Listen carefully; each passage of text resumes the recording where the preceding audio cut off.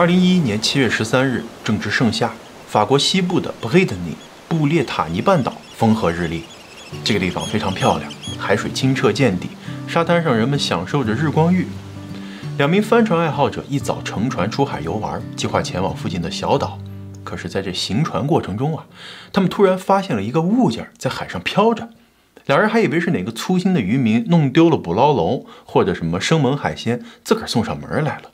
结果捞出来一看这居然是一个黑色的行李箱，上面还有密码锁，用蓝色的尼龙绳紧紧缠绕了好几圈。这2人还以为捡到宝了，赶紧用小刀将箱子划开。没想到一股腐臭的味道扑鼻而来，里面竟然露出了一只惨白的人脚。正在吃午餐的海上宪兵队接到报警电话后，马上乘快艇奔赴现场。法国的宪兵具有警察的职能，主要是在大城市之外负责中小城镇和乡村的治安。宪兵队把这个行李箱打捞上岸，火速运往刑事犯罪调查局进行尸检。法医小心翼翼地打开了这个行李箱，里面是一个被塑料袋蒙住的男性尸体，已经被海水浸泡的肿胀发白，遗体呈蜷缩状态，上身穿着一件黑色的夹克衫，里面是红色 T 恤，领口还有被撕扯的痕迹。下身穿一条深色牛仔裤，光着脚，手腕、大腿、小腿都被捆绑着。经测量，这具遗体身高1.79米，体重70公斤，身材偏瘦，胡须和全身的体毛被剔除，身上也没有任何的证件。不过值得注意的是，在他的裤兜里还有一些纸币和一把钥匙。遗体的整张面部从下巴到头部都被严严实实的裹住，用的还是高粘度双面胶，就像是捆木乃伊似的。凶手显然是跟他有什么深仇大恨当一层层的剥开他的面罩，发现他是黑色头发，鼻子已经折断，眼球凸起，前额上有一片淤青，颈部有暗红色的勒痕，身上的多处防御性伤口都不足以致命。解剖后，肺部没有积水，说明他在落水前就去世了。法医判断，该男子的死因是由于被蒙面导致的口鼻缺氧窒息身亡。从人种上看，他是来自马格里布国家，也就是北非地中海的沿岸，像摩洛哥阿尔及利亚那一带的。该男子的牙齿完整良好，没有假牙和龋齿，皮肤相对干净，生前的生活条件应该还不错。专家推断他的年龄应该在45到55岁之间。为了尽快核实死者的身份，法医提取了他的指纹和 DNA， 但是并没有在国家宪兵队的生物信息数据库或者失踪人口的 DNA 记录中找到匹配。也就是说，这个人没有前科，而且他的亲属也没有报失踪。那该男子的亲属要么是在国外，要么就是之间的关系非常生疏，平时也不咋联络，以至于这人都消失了也没察觉。由于在海水里头长时间的浸泡更没有办法提取到第2个人的 DNA 了。调查人员从该男子的脚上没有袜子和鞋子来推断，凶手应该是在室内作案。被害人裤兜里还有纸币，说明凶手杀人时十分匆忙，并不符合抢劫杀人的手法，似乎是寻仇杀人，然后急于毁尸灭迹，所以这很可能是熟人作案。洛里昂镇的宪兵队成立了专家组，藏尸的行李箱发现地的邮编是56号，所以这个案子也被命名为行李箱56案。全国各地的宪兵队都被联网巡查尸源，无奈这消息发出后就如同石沉大海。山穷水尽的专案组只能采取最传统的办法，从早到晚实地走访，一个接一个的询问了当地所有的餐厅、咖啡馆、酒店、房屋中介等机构还有各种社区，包括客流量极大的客船和海港。为了避免有什么漏网之鱼甚至调查了军队里的逃兵、潜在的黑户等等。然而即使布下了天罗地网，也毫无有价值的线索，这本身就很奇怪难不成这个男子根本就不是本地人吗？所以这压根没人认识他，更无从得知是有可能被谁抛尸致死吗？调查组再次看看眼前所有的物品，这行李箱 Made in China 的，衣服裤子都是最常见最大众的牌子，那块蓝色的麻绳产自意大利，但是销往全法国，仅在当地就有466处销售点，那买条绳子人家也不可能实名认证为了进一步缩小范围，宪兵队想了一个高招，请来了专家提取了行李箱内部和那块麻绳上的沙子，与当地50多处沙滩的样本进行比对。您别说，这还真有发现。这个行李箱呢是在洛里昂镇南部一处名为拉莫赫的海滩丢弃的。接着，他们又提取了行李箱中的微生物，经过化验，这是属于某种野生虾类的浮游生物，在海里分布极为广泛，很难确定来源。但是专家可以确定的是，这些浮游生物的形成至少需要3周以上的时间，也就是说，行李箱已经在海里漂了近1个月了。它被丢弃的时间大约是在6月份，凶手作案的时间也应该是在1个月以前。可是这还远远不够啊！由于尸体长时间在海里头浸泡，又正值夏季，高度腐败，早已面目全非了。在实验室里头，宪兵队根据遗体的颅骨和面部特征，使用了最先进的面部复原技术，耗时数月，终于恢复了死者的原貌。这是一位来自于地中海国家的中年男子，有些凶相的五官，黑色卷曲的头发，松弛的皮肤。这下时间和地点进一步确定了，男子的相貌也接近复原了。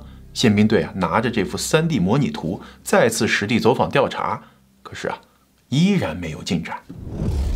此时距离发现海中浮尸已经过去了8个月了。无奈之下，宪兵队决定向媒体公布该案件的情况，期待有人能够提供有价值的线索。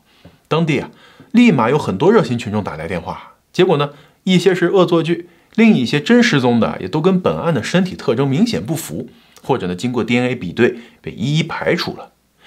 在本地这么一番兴师动众之下，依然找不到任何线索，其实也再次印证了这死者很可能是外地人。寻找尸源的工作一时间再次陷入了僵局。就这么大海捞针一般的找了大半年，宪兵队灵光一现，突然想起了那把钥匙，它能否成为破解谜团的关键呢？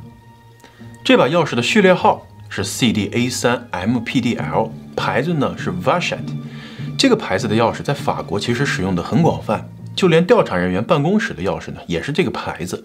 但是制造商说，这把钥匙属于旗下一个高档系列，是在2009年11月以后生产的，连锁带钥匙一共制造了399副，销往全国各地。好嘛，399副这一天查一副也得1年多。可是呢，这宪兵队还是非常可圈可点的，愣是拿着手中的证物和一长串的名单，奔赴全国各地，每到一处经销商、锁匠铺，就仔细的询问同样的问题。终于2012年11月，案发后的第16个月，宪兵队来到了名单上的第144个锁匠铺。这个锁匠铺位于巴黎东北郊5公里外的小镇上。调查人员第144次重复了同样的问题：我们是来自布列塔尼地区的宪兵，请您看一下这张图，有个男人长这样，我们手里呢有一把这个牌子的钥匙，请问您是否了解情况呢？这位锁匠表示：我这儿确实有一把这个牌子的锁，之前有一处房子漏水，那这住户来我这儿修锁，看上去50多岁吧，可是这都修好1年半了，他也没来取呢。您别说，这锁还挺贵的呢。紧接着锁匠就取出了这把价值2000多欧元的锁。调查人员把钥匙插入锁孔，只听咔嗒一声脆响，宪兵激动的眼泪都要掉出来了。真是踏破铁鞋无觅处啊，这就是我们要找的人啊。根据锁匠提供的地址和住户信息，调查组马不停蹄地赶往巴黎市中心的一处公寓。终于他们得知，皮箱里的被害人名叫 Fahid。 在一张身份证复印件中，人们第一次看清了这位中年男性的面容。这间公寓位于巴黎第8区一个相对昂贵的地段，他住在4楼，门口脚垫上信件已经堆积成山了。打开公寓的门呢，这是一间大约15平米的单间，里面的设施极为简陋。狭窄的过道、廉价的家具、老旧的床铺、油渍的灶台，个人物品胡乱地摆着。调查人员提取了一把牙刷上的 DNA， 经过比对确认了这死者正是 Fahid 无疑。Fahid 这个名字咱们之后为了讲故事方便就简称为法棍宪兵队向公寓管理员询问的时候呢，为了避免打草惊蛇，就特意留了一手，并没有透露行李藏尸案，只是说简单来了解一下情况。管理员说呢，这位住户用的名字叫 Michael， 虽然房租一直没断但是已经很长时间没见过他本人了，打电话也联系不上，更是无从得知此人的职业了。宪兵队怎么也想不通，这房子里头破烂成这样，要那么昂贵的锁干啥呢？进一步调查了法棍的个人资料后发现，他来自北非的阿尔及利亚，受害时56岁，职业是按摩店的经营者。可奇怪的是呢，即使在他去世后，他的店铺也一直照常营业的。这个店面位于巴黎东北地区的皮加勒地带，以灯红酒绿的夜生活闻名，数不清的酒吧、夜店齐聚在此。最为著名的要数拥有上百年历史的红磨坊了。红灯区里头成人用品店比比皆是，世界各地的游客在此花天酒地，声色犬马。查阅了按摩店的流水，发现这店里平均每天的营业额竟然高达3000欧，每个月呢有9万欧的收入到账啊！合着这住着单间的法棍活脱脱一个地下富翁啊！在与巴黎警方的合作调查时，宪兵队更是惊奇地发现，法棍先生还有另一个身份，他竟然是警方的线人。当时呢，巴黎警方为了打击愈演愈烈的黑灰产业和洗钱链条，采取了放长线钓大鱼的做法，把一些不法之徒放虎归山，法棍就是其中之一。为了自保他积极地跟警方合作，专门为警方提供地下拉皮条、组织卖淫、逃税、洗黑钱等违法犯罪的线报。表面上他被称作是 Michael， 事实上他一直是用2个身份在生活。这也解释了他为什么要安那么贵的锁嘛。要么就是为了隐瞒他参与的非法活动，保护藏匿的财物或者秘密交易，要么就是为了防范那些他出卖的犯罪同伙，或者干脆就是为了隐藏自己的双重身份，不让任何人轻易能找到他。通过按摩店门口昏暗暧昧的灯光，调查人员当即就明白了，法棍经营的这是一家专门从事色情业的按摩店。但是奇怪的是呢，他已经去世1年半多了，他的保险、房租还是有人在正常支付，使用的还是他的支票，甚至还以他的口吻给管理员写信，伪造了他的签名。不仅如此法棍之前还申请了低收入补助金，而这笔钱呢，每个月都有人还在领取着呢。显然是有人对他的失踪和死亡心知肚明，却故意隐瞒真相。那这个人到底是谁呢？其实之前去公寓的那趟走访并非一无所获，管理员提到的一个女人引起了宪兵的兴趣。她叫 Sabrina， 平时打扮得十分清凉，花枝招展，引人注目。法棍跟她交往密切，不过自打法棍消失，这个女人也就再没有出现过。另外一名叫贝耶尔的女士回忆说，曾经和法棍的共事期间呢，发现他就是个偏执狂，满脑子就是性和钱。50多岁的人了，平时也独来独往，和家里头人十分疏远。当时呢，他雇佣了自己从事色情按摩，贝耶尔不太想做，法棍很生气，转头就全方位面试了另外一个名叫 Sabrina 的女孩。一番大汗淋漓的切磋之后年轻美丽的 Sabrina 就上岗了，并且深得客人们的欢心，很快就成为了按摩店的摇钱树。而那位巴耶赫女士，咱们就简称她为 B 女士则离开了法棍的按摩店，另起炉灶，做了另外一家按摩店的合伙人。没成想法棍觉得她这是来抢生意把她视作眼中钉，就利用自己是警方线人的优势，直接把这 B 女士举报到警局蹲耗子了。自己则和 Sabrina 狼狈为奸，经常携带着大量现金出境，过着神仙般的日子。随着宪兵队的深入调查，法棍的全貌逐渐清晰。作为经验丰富的皮条客，他同时经营着几家按摩店，是皮加勒色情按摩业的地头蛇，掌控着巨大的涉黄产业。他的客户甚至包括了某皇室王子、某球星和一众大佬。French footballer Franck Ribéry has been formally placed under judicial investigation for soliciting an underage prostitute. Well, he was questioned by a judge today, along with fellow player Karim Benzema, as part of an underage prostitution probe. Well, for more on that, I'm now joined. 2010年，足球场外，法国知名球星深陷招妓丑闻，刀疤战士里贝里和他的队友本泽马等等都是红灯区的常客。他们穿梭于各类风月场所，彻夜狂欢，乐此不疲。这些大客户们被伺候得服服帖帖了，就一掷千金，也让法棍赚的是盆满钵满。为了所谓的放长线钓大鱼，巴黎警方暂时睁一只眼闭一只眼。没想到在这样的豢养下，法棍他自己就迅速长成了一条大鱼。本地警方发现1年多都联系不上这位线人了，向 Sabrina 了解情况，却被告知他也不清楚法棍到底去哪儿了。由于活不见人，死不见尸，最后只能当作普通的失踪案来处理。直到2年后，500公里外的布列塔尼宪兵队找上门，他们才了解到，原来这位线人早已被抛尸海中了。调查组发现啊，这个财源滚滚的法棍在法国装穷鬼领低保，蜗居在简陋的小单间儿。可是呢，他在摩洛哥、卢森堡等地都有银行账户，通过蚂蚁搬家的方式向境外的户头转移了大量资金，光是查到的就有400多万欧。即使是在他去世之后啊，他的海外账户还有大量的现金入账。因为法棍以前啊，经常就带着 Sabrina 过去享乐，他这种复杂分裂的生活方式呢，也容易引发两人之间的矛盾。有没有可能就是 Sabrina 搞的鬼呢？Sabrina 是1985年出生在巴黎西北郊40公里外的一个小镇上，从小呢家境贫困，兄弟姐妹众多。她叛逆又野心勃勃，立志不惜一切代价要离开原生家庭，改变自己的命运，梦想成为一名演员。2003年，18岁的她只身一人前往巴黎打拼，结果发现啊，现实很骨感，出名前还是得先有面包啊。于是呢，她很快在按摩店找到了一份工作，也是在这个时候认识了皮条客法棍。就如前面 B 女士向宪兵举报的那样， Sabrina 在面试成功后呢，就成了法棍的情人加雇员。可是好景不长，几年下来就因为超负荷的工作，身体就吃不消了。眼看着钱赚了差不多，就开始打退堂鼓，没想到却遭到了法棍的强烈反对。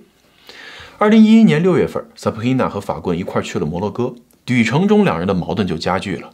他目睹了法棍在那儿奢侈豪华的生活，不知道这里面啊有多少是他做皮肉生意赚来的钱，而回到法国呢，却要继续配合法棍，假扮穷鬼，领着低保过活。渐渐觉醒的 Sabrina 极为不满，她完全是被法棍当成了泄欲、赚钱和洗钱的工具人啊。同时呢，按摩店里头嘛，经常有人冒充警方过来敲诈勒索，她是不堪其扰，又不敢报警。可法棍呢，却完全不顾她的死活，敲骨吸髓般的压榨她，用废了，大不了再去找个更年轻、更漂亮的取而代之嘛。那么，会是 Sabrina 对法棍痛下杀手吗？就在 Sabrina 的嫌疑持续上升的同时，调查组在调阅按摩店过往账目的时候，还发现了一个名叫 Elodie Le Toulet 的年轻女孩。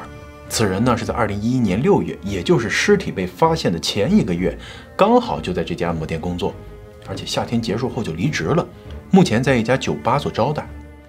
看到他这个姓氏，他们发现 Le Toulet 是一个源自于布列塔尼的姓氏。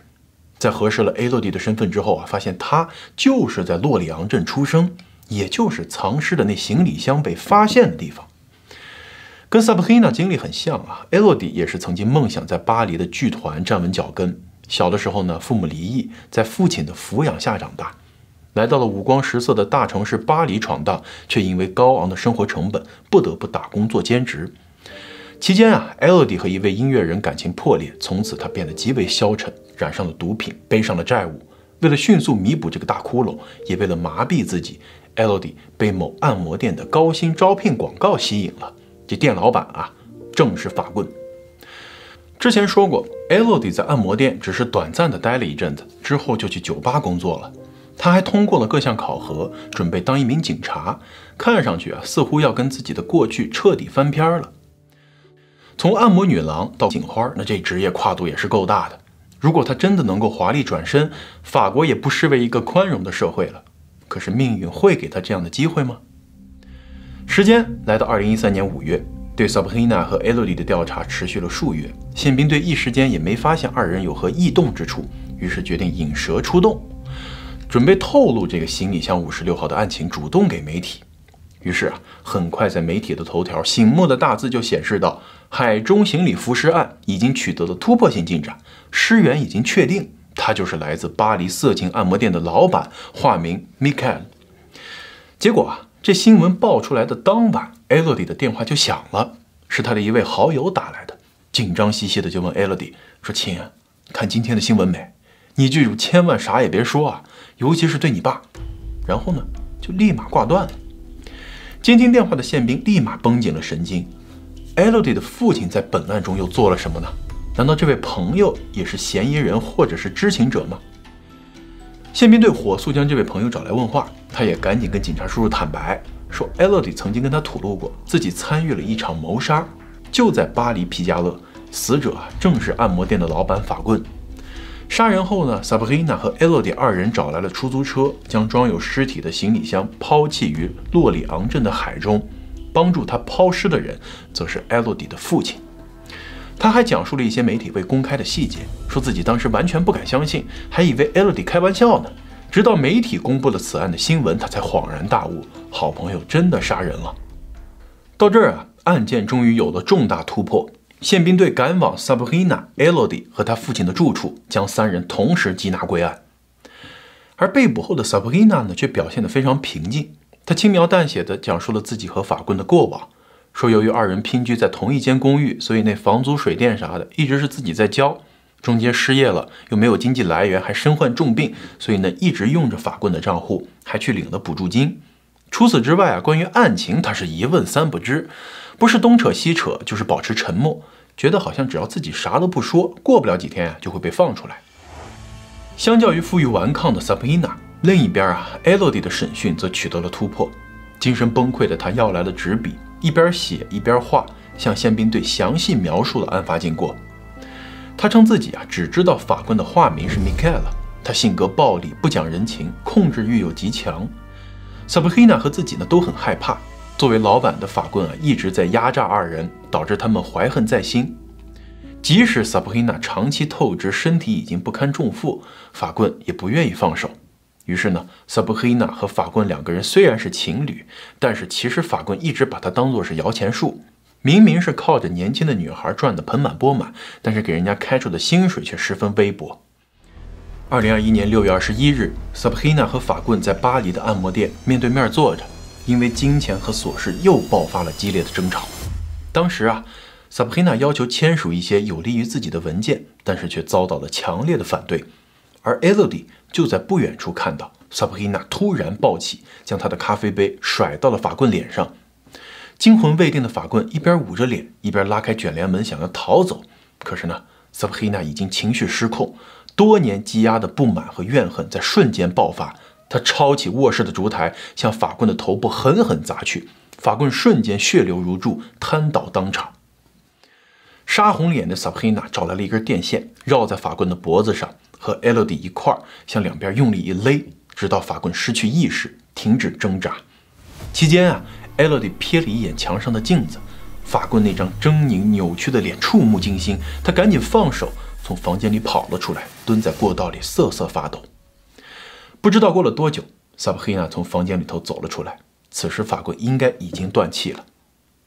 面对抛尸的细节呢 ，Elodie 只记得当时 Sabrina 联系了他的兄弟姐妹，可他们一听，通通拒绝帮忙。他独自面对一具男尸，本想将其分尸，再利用强酸溶解，但是按摩店里头人多眼杂，不得不放弃。最终，在 Sabrina 的苦苦哀求下，他和 Elodie 买来了一个行李箱，坐了5个小时的出租车去到 Elodie 的家乡，趁着夜色抛尸于大海当中。咱们先前提到的拉莫和海滩 ，Elodie 的父亲的船已经等在那儿。爱女心切的父亲在报警和包庇女儿之间选择了后者。抛尸后 ，Elodie 返回巴黎，不再和 Sabrina 联系，假装什么都没发生。但是他的内心已经支离破碎，毒瘾复发，只好去接受心理治疗。之后，他彻底离开了按摩店，打算洗心革面，还争气地考上了警察。只是造化弄人，行李箱鬼使神差的又飘了回来，宪兵队上门找到了自己。Elodie 改变人生的梦想再次破碎。宪兵队呢找到了销售行李箱的店老板和当晚的出租车司机，他们都对2个姑娘印象深刻，为调查组提供了有力的证词。案发后的2年 ，Sabrina、Elodie 和父亲3人分别因涉嫌谋杀罪、非法拘禁罪、包庇与抛尸罪被移交检方。在已经废除了死刑的法国Sabrina 和 Elodie 面临着终身监禁。而协助抛尸的父亲则面临着2年有期徒刑的惩罚。可是呢，对于 Elodie 的供词Sabrina 是全盘否认的，说那姑娘磕嗨了产生的幻觉吧，自己当时就不在按摩店，她说是我杀的，就是我杀的。无奈之下呢，检方就要求调查组继续完善证据，弥补这个漏洞。结果进一步调查发现，法棍去世后伪造他的笔记、使用支票、写信和签名的人呢，就是 Sabrina。包括尸体的那个塑料袋和胶布，也是 Sabrina 在一家5星店购买的。那这一切就直指了他就是导致法棍死亡的主犯。被告的律师以2人精神恍惚、身体健康不佳以及长期遭受法棍的剥削为由辩护。他们的工作环境乌烟瘴气，1周7天，从早到晚像个陀螺一样，最多的时候每天接待客人10几次。法棍就是个贪婪的无底洞和吸血鬼，对他们进行精神控制，甚至是身体虐待。包括巴黎警方在内，与法棍共事过的人也出庭证实了他的确有暴力倾向，易怒又刻薄，常常折磨和压榨手下。2014年案发后的第3年，法院宣判萨布黑娜为谋杀罪的主犯，判处有期徒刑12年 ，Elodie 为从犯，判处有期徒刑6年。Elodie 的父亲因包庇和抛尸罪判处有期徒刑1年，缓刑1年。听到判决的萨布黑娜泪如雨下，不知是对杀人恶行的忏悔，还是因遇人不淑的怨恨。法院宣判后，他表示不服，进行上诉，随后被上级法院驳回，维持了原判。时至今日涉案的3人均已刑满释放。因为背负案底 ，Elodie 已经永远无法成为警察了。可是呢，他修读了心理学，正在读博士。萨布黑娜修读了美容培训课程，成为了美容师。2人都彻底告别了过去。死者家属也没有因为法棍去世有太多的悲伤。他无儿无女，与家人关系淡漠，既没有爱人，也没有人爱。而与他相关的大客户，欧洲或者阿拉伯某皇室王子等大人物的身份，则一直未被公开。灯红酒绿的地下风月场，活色生香的巴黎红磨坊，这些阳光照不到的地方，那些隐藏着的鲜为人知的秘密，仍然在悄悄进行。感谢收看《艾玛档案》，咱们下期再见。